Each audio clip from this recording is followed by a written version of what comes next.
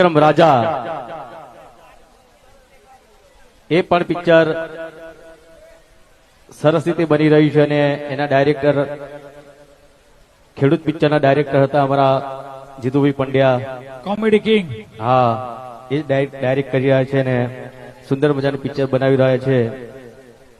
એમાં ત્યાંથી ડાયરેક્ટ આવ્યો છું. થાકેલો છું.